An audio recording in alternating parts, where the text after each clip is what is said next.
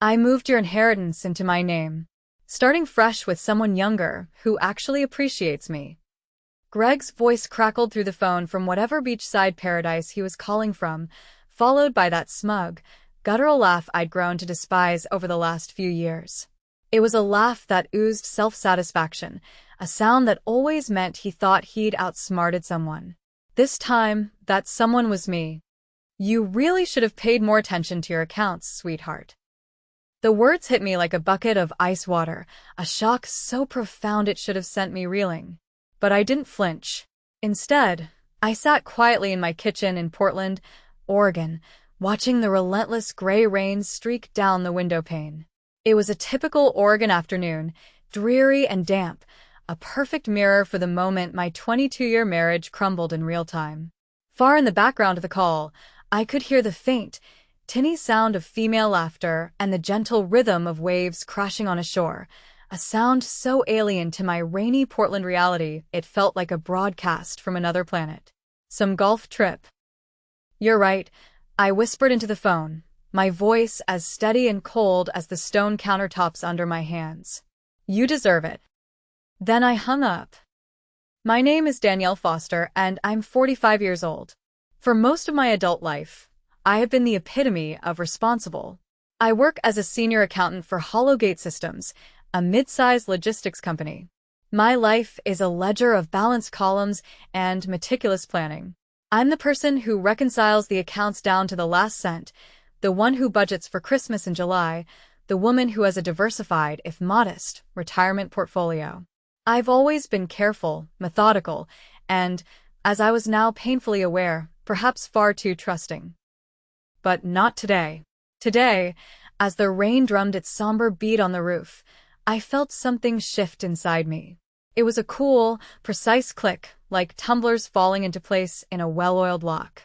The lock on a vault that had been sealed for a very long time. Greg thought he was clever. He thought that after 2 decades of marriage, of me patiently managing our household finances while he chased one get-rich-quick scheme after another, he could simply waltz away with the inheritance I'd received from my beloved Uncle Theodore just 18 months ago. What he didn't know, what he couldn't possibly comprehend in his haze of arrogance and cheap cologne, was that I'd learned to be very, very careful with money, especially after watching him blow through his own savings on his pathetic midlife crisis toys. The cherry red motorcycle that sat gathering dust in the garage, the ludicrously expensive golf clubs he used maybe twice a year, the designer clothes he claimed were networking investments. Each purchase was a small betrayal, a chip against the foundation of our shared future. And more importantly, he didn't know about Uncle Theodore. My uncle wasn't just my mother's brother. He was the closest thing I'd ever had to a father. A self-made man who had built his first fortune in his 30s, only to lose it all to a scheming business partner. That betrayal had forged him in fire, making him not just wealthy again, but paranoid. He saw predators and opportunists around every corner, and he had spent years teaching me his hard-won lessons. When he passed away, he left me more than just a substantial inheritance of $600,000 and the family cabin in the mountains. He left me a roadmap. Detailed, handwritten instructions on protecting inherited wealth from the exact kind of person my husband had just revealed himself to be. I had followed those instructions to the letter. I poured myself a glass of Pinot Noir, the deep red a stark contrast to the gray outside. I sat back down at my kitchen table, where my laptop was still open to the banking portal I'd been checking when he called. The inheritance, my security blanket, my escape plan that I'd hoped I'd never need to use, was safe. Greg's timing was spectacularly poor. He was a fool playing chess with a grandmaster, and he'd just walked his king directly into checkmate. He just didn't know it yet. The phone rang again, his name flashing on the screen. I glanced at the caller ID and let it go to voicemail. Let him stew. Let him wonder why I'd been so calm, so unnervingly accepting of his betrayal. He was about to learn that sometimes the quietest person in the room is the most dangerous. Outside, the rain kept falling, washing the world clean. I allowed myself a small, sharp smile. Greg had just made the biggest mistake of his life, and he didn't even know it yet. Growing up, I'd always been the responsible one. While my friends were out partying and experimenting, I was studying accounting, planning for a stable future. I met Greg during my senior year of college. He was magnetic, a whirlwind of charm and ambition who talked about building an empire together. He had a way of looking at you that made you feel like you were the only person in the world, his dreams wrapping around you until they felt like your own. Back then, I believed him. I believed in the future he painted, a vibrant masterpiece of success and shared joy. For 22 years, I'd been the bedrock of that dream. I managed our household finances with the precision of a surgeon, stretching every dollar, investing wisely, building a comfortable life. I did this while Greg chased his own tail, lurching from one half-baked venture to another. There was the construction company that folded after 6 months, leaving a trail of debt and angry suppliers. Then came the restaurant investment, a trendy farm-to-table concept that turned into a tax nightmare when his partners skimmed the profits. Most recently, it was the cryptocurrency venture, a convoluted scheme that cost us our entire vacation fund. Each time, I'd quietly cleaned up the mess. I negotiated with creditors, rebuilt our savings, and never once said a word about his failures. I shielded him from the consequences, believing I was supporting his entrepreneurial spirit. I see now that he saw my silence not as loyalty, but as weakness. He saw my trust as stupidity. I was the reliable, boring wife who would always be there to fix things, the financial safety net he could bounce on without fear of it breaking. When Uncle Theodore passed away last year, I grieved deeply. Not just for the loss of the only family member who truly understood me, but for the end of our long Sunday afternoon conversations about money, legacy, and the importance of protecting what you've earned. Theodore had built his wealth twice. He'd learned from his painful past that trust is a commodity more valuable than gold and far more easily squandered. Danielle, he told me during one of our last visits, his weathered hands wrapped around a cup of coffee, trust is earned daily, but lost in an instant. Protect yourself, even from the people you love most. At the time, I nodded politely, thinking he was being overly cautious, his past trauma casting too long a shadow. Now, I understood he'd been giving me a roadmap, a survival guide. After receiving the inheritance, the first thing I did was schedule a meeting with his longtime financial advisor, a sharp, no-nonsense woman named Patricia Wells. Following Theodore's explicit, handwritten instructions, we spent weeks structuring everything. The bulk of the money and the deed to the mountain cabin were placed into an irrevocable protective trust. My name was the sole trustee. To access anything significant, a series of complex security protocols had to be followed. It was ironclad. Patricia had looked at me over the rim of her glasses. Your uncle was a very wise man, she'd said. This structure is designed to be impenetrable to, let's call them, opportunistic spouses. Together, we'd also worked with a private banking firm, Gravora Group, a firm that catered to clients who valued discretion and security above all else. The accounts weren't just protected by passwords, they were wrapped in layers of sophisticated fraud detection, legal safeguards, and authorization protocols that required multiple forms of biometric and verbal verification for any significant transactions. Greg's name appeared nowhere on any of the documents.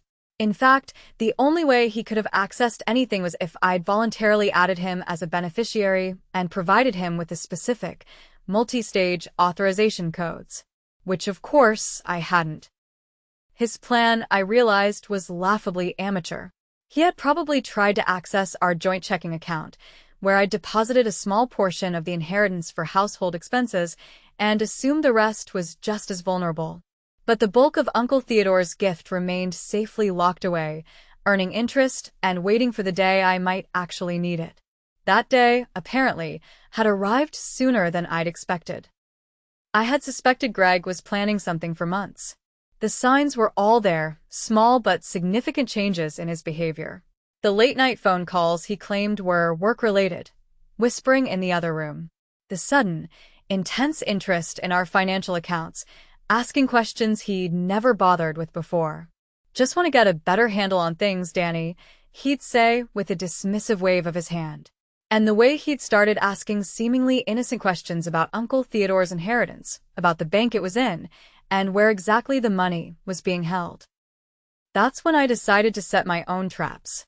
3 weeks ago, I'd accidentally left a fake bank statement on my desk, one showing a much smaller inheritance balance in a completely different, more accessible-looking account. I knew he'd see it. I watched him through the reflection in my computer monitor, his fingers flying as he surreptitiously photographed the document when he thought I wasn't looking. His attempted theft yesterday had been his move against the wrong account entirely. A ghost he'd been chasing while the real prize was leagues beyond his reach.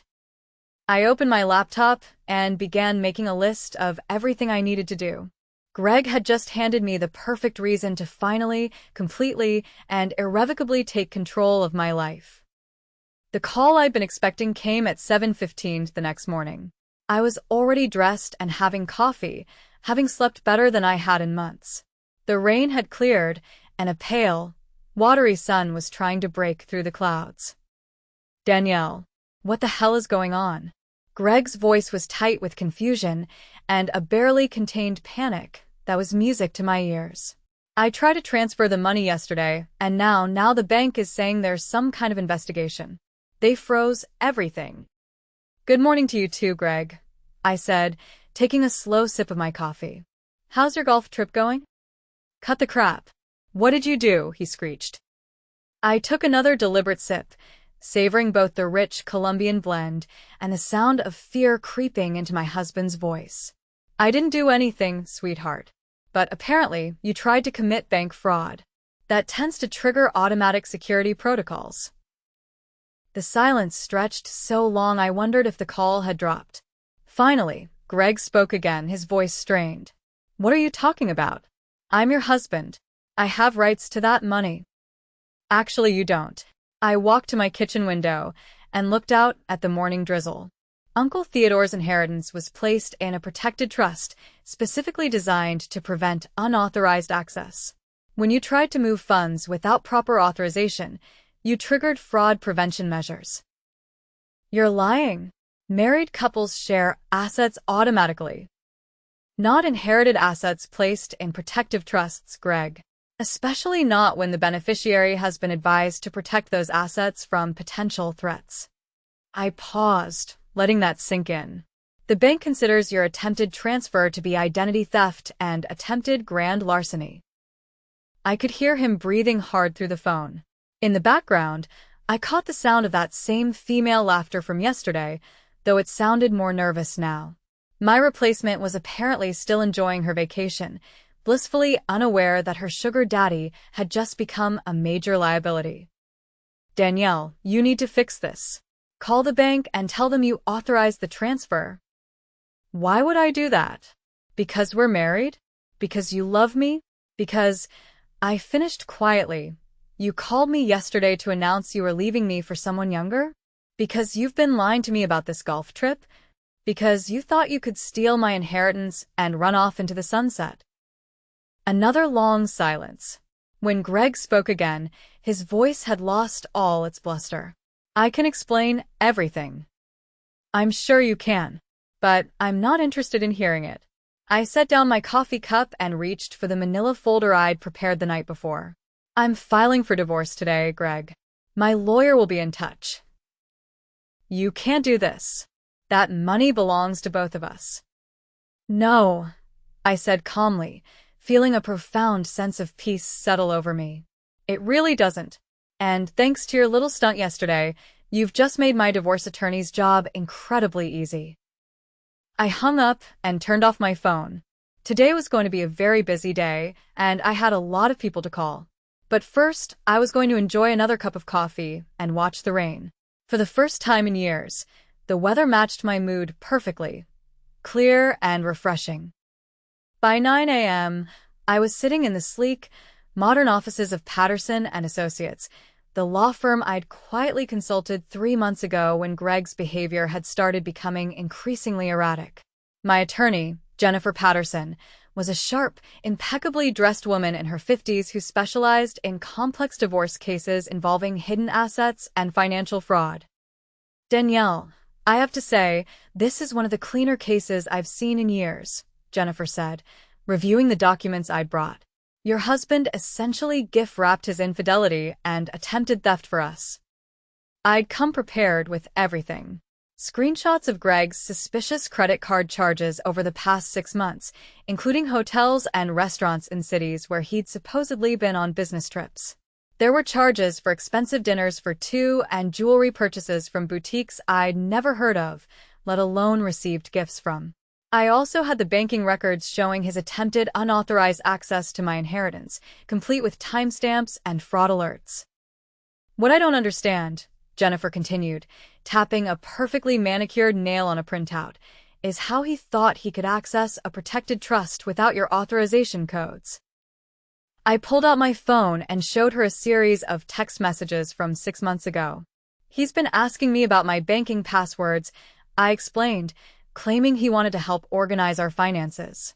I always gave him vague answers, but I think he's been watching me enter information when I thought he wasn't paying attention. The truth was more calculated than that. I'd suspected Greg was planning something for months. The late-night phone calls he claimed were work-related, the sudden interest in our financial accounts, the way he'd started asking seemingly innocent questions about Uncle Theodore's inheritance and where exactly the money was being held. I'd started setting traps 3 weeks ago. The fake bank statement was just the beginning. There's something else, I told Jennifer, pulling out another manila envelope. Greg's been transferring money out of our joint accounts for months. Small amounts, nothing that would trigger automatic alerts, but it adds up to almost $15,000. Jennifer's eyebrows shot up as she reviewed the documentation. Where was the money going? An account I'd never seen before. I hired a private investigator last month to look into it. I slid another document across her desk. Turns out Greg opened a secret account 8 months ago. The money was being used to fund his affair. Hotel rooms, trips, gifts for his girlfriend. And you have proof of the affair? I nodded toward my phone. The investigator followed him to Phoenix last weekend. Photos, video, credit card receipts. His golf trip is actually a romantic getaway with a 28-year-old named Amber, who works at his favorite sports bar. Jennifer was taking notes quickly. This is excellent work, Danielle. With this level of documentation, we can file for divorce on grounds of adultery and financial malfeasance. Plus, his attempted theft yesterday gives us leverage for a very favorable settlement. There was a final, crucial detail. There's one more thing, I said quietly. When I set up the inheritance protection with my uncle's financial advisor, I included a clause. A specific stipulation that would automatically revoke any claim Greg might have to our shared marital assets if he ever attempted to access the inheritance fraudulently. Jennifer looked up from her notes, a slow, appreciative smile spreading across her face. You mean his attempt yesterday triggered an automatic forfeiture clause? I smiled back, feeling the last vestiges of my 22-year-old naivete evaporate. As of yesterday evening, Greg legally forfeited his claim to our house, our shared savings, and his portion of my retirement accounts. I smiled grimly. Uncle Theodore was very thorough in his advice about protecting family wealth from predators. Jennifer sat back in her chair, looking genuinely impressed. Your uncle sounds like he was a very wise man. He was. And he taught me that sometimes the best defense is preparation. The call from Patricia Wells at Gravora Group Private Banking came at 11 a.m., just as I was leaving Jennifer's office.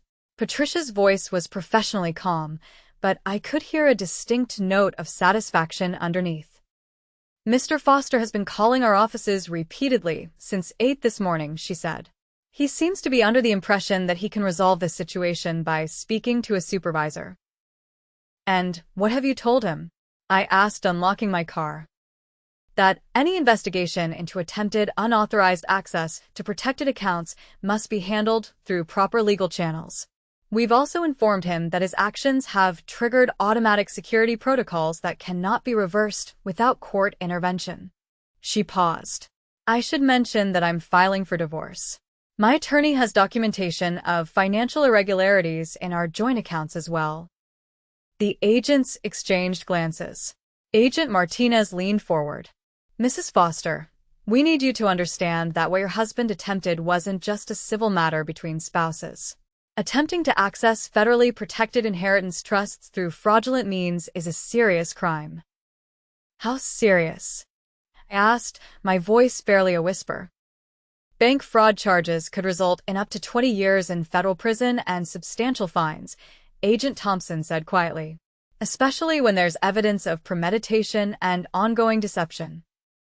I felt a cold satisfaction settle in my chest. Greg thought he was stealing my money and running off with his girlfriend. Instead, he'd potentially destroyed his entire future. What happens next? I asked. We'll need you to come in and give a formal statement. We'll also need access to any communications you have with your husband regarding the inheritance and any documentation of suspicious financial activity. Agent Martinez handed me a business card.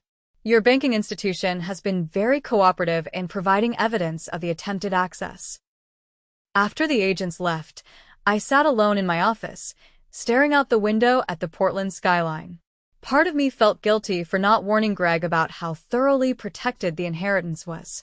But then I remembered his phone call yesterday, the smugness in his voice, the casual cruelty of announcing his betrayal, the laughter of another woman in the background. Greg had made his choice. He'd chosen to see my patience as weakness, my trust as stupidity, and my love as something he could exploit and discard. My phone rang. Greg's number again. This time, I answered. Danielle, please, you have to help me. There are federal agents asking questions. This has gone too far. Has it? I asked quietly. I made a mistake, okay? I got scared about our future, about money, and I panicked. But we can fix this. We can work it out. Greg, you didn't make a mistake, I said, my voice calm, almost conversational. You planned this for months. You opened secret accounts. You lied about business trips. You've been stealing from our joint savings to fund your affair, and you attempted to commit federal bank fraud. The only thing you didn't plan for was getting caught. What do you want from me? What will it take to make this go away? His voice was a desperate whine. Nothing, I said. There's nothing you can do to make this go away. You did this to yourself. Then I hung up and went to lunch. The news that Greg had been arrested came 3 days later through a call from Agent Martinez. I was at home preparing dinner for one and actually enjoying the quiet when my phone rang. Mrs. Foster, I wanted to inform you that we've taken your husband into custody on charges of attempted bank fraud, identity theft, and violation of federal banking regulations. I set down my wooden spoon and leaned against the kitchen counter, closing my eyes for a moment. Where was he arrested? Phoenix. He was attempting to board a flight to Costa Rica with his companion when airport security detained him. Agent Martinez's voice carried a clear note of satisfaction. Apparently, fleeing the country while under federal investigation isn't advisable. After hanging up, I poured myself a glass of wine and called Jennifer Patterson with the update. She was delighted with the news, explaining that Greg's arrest would expedite our divorce proceedings significantly. A spouse in federal custody for financial crimes pretty much eliminates any claim he might have had to marital assets, she said. Plus, his attempted flight from the country suggests consciousness of guilt. That evening, I received a series of increasingly frantic voicemails from Amber, Greg's girlfriend. The first was angry, accusing me of destroying a good man out of spite. By the third message, her tone had shifted to pleading, asking if there was anything I could do to help Greg. I deleted them all without responding. The next morning, my doorbell rang. A courier delivered a thick envelope containing documents from Gravora Group Private Banking. Patricia Wells had included a handwritten note. All security protocols have been reset. Your inheritance remains fully protected and has continued earning interest throughout this ordeal. Your uncle would be proud. I smiled, thinking about Uncle Theodore's warnings about predators and opportunists. He'd been absolutely right, and his preparations had saved me from losing everything to a man who'd never deserved my trust in the first place. 6 weeks later, I stood in the courthouse as Judge Morrison finalized my divorce decree. Greg appeared via a video link from federal detention, looking haggard and defeated. His public defender had advised him to agree to all terms rather than fight a battle he couldn't win. The settlement was everything Jennifer had promised. I kept the house, my retirement accounts, the inheritance, and my car. Greg kept his legal troubles and a debt to the federal government that would follow him for decades. The defendant forfeited any claim to marital assets through his attempted fraudulent access to protected accounts, Judge Morrison stated for the record. This divorce is granted with prejudice, and all financial arrangements are final and non-negotiable. As I walked out of the courthouse, my phone buzzed with a text from my sister, Catherine. Saw the news about Greg's sentencing. 28 months in federal prison. Are you okay? I texted back. Never been better. That afternoon, I met with Patricia Wells to discuss investment strategies for my newfound financial freedom. The inheritance, combined with my half of our previous shared assets, gave me enough security to consider early retirement, or perhaps starting my own accounting practice. Your uncle included a letter to be given to you after any legal proceedings involving the inheritance were resolved, Patricia said, handing me a sealed envelope. Inside, Uncle Theodore's familiar, strong handwriting offered his final advice. Danielle, if you're reading this, it means someone tried to take what wasn't theirs. I hope my preparations served you well. Remember that the greatest wealth is peace of mind, and you've earned yours. Build something beautiful with what remains. I folded the letter carefully and put it in my purse. Uncle Theodore had given me more than money. He'd given me the tools to recognize my own worth and the strength to protect it. The future stretched ahead, full of possibilities that were entirely mine to choose. As I drove home that evening, I reflected on the strange journey that had brought me here, from a trusting wife to an empowered woman in just a few short months. Greg's betrayal had been devastating, but it had also been liberating, forcing me to discover a strength I never knew I possessed. He had been planning his escape for months, thinking he was orchestrating the perfect betrayal. What he didn't realize was that he'd walked straight into a trap that Uncle Theodore had designed specifically for men exactly like him. My phone buzzed with a text message from an unknown number. This is Amber. Greg told me what you did to him. You're a vindictive bitch who doesn't deserve a man like him. He's never been happier than he is with me. I stared at the message for a moment, then typed back, tell Greg that when he gets arrested for bank fraud, he'll have plenty of time to think about how happy you make him. The response came immediately, what arrest? I didn't reply. Instead, I forwarded the text to Jennifer with a note, evidence of ongoing affair and contact information for the other woman. Then I drove to my office at Hollowgate Systems. I had work to do, and maintaining my normal routine would be important in the days ahead. My colleagues didn't need to know that my personal life was imploding, at least not yet. But as I walked into the building, I felt lighter than I had in months.